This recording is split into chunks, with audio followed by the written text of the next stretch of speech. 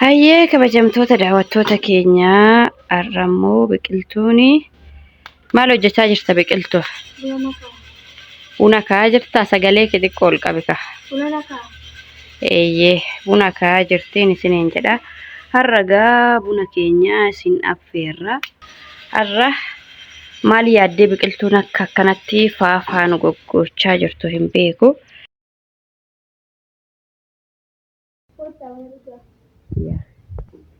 Abbaan manaa egaa dhufaa jira, laaqanaaf dhufaa jira. Nuti immoo haala kana fakkaatan egaa buna qoqopheessinee haala kana fakkaatuun eegaa jirra. Xiqqoo yeroo umurii ijoollummaatti dubarri tokko hojii baruun dirqama. Kanaaf eessatti guddattee namaan jedhama mitiire? Eessatti guddattee namaan jedhama.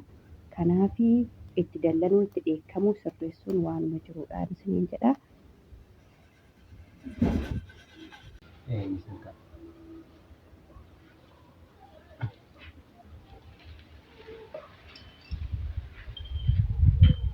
Hayyee kabajamtoota daawwattoota keenyaa kunoo laaqanallee nyaannee buna dhugaa jirra. Koochatiiti buna dhugaa isiniin jenna. Akkas egaa buna dhugaa jirra.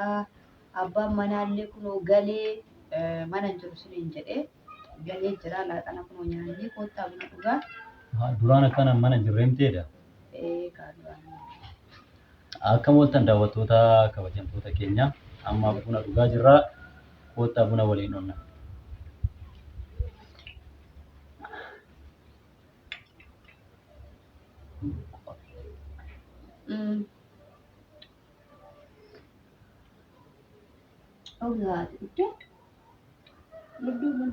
Buufadhu dhugi.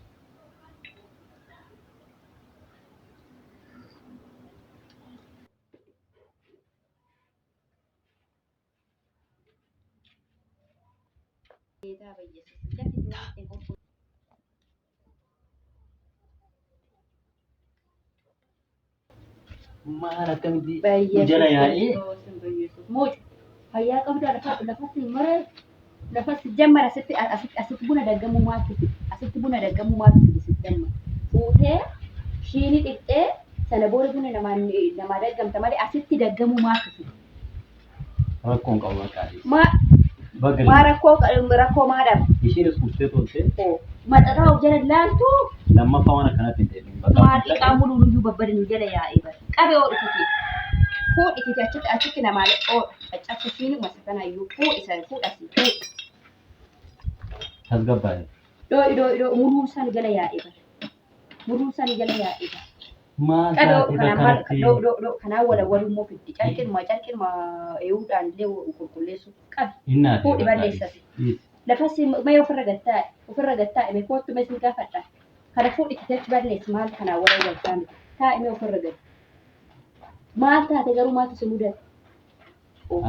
Lammaffaa yeroo biraatti. Kun muluun bishaanii bara. Kun muluun bishaan akkamitti dhaabban Yesuus Kiristoos. Mucaa maal taate? Maal jedhamtanii akkam?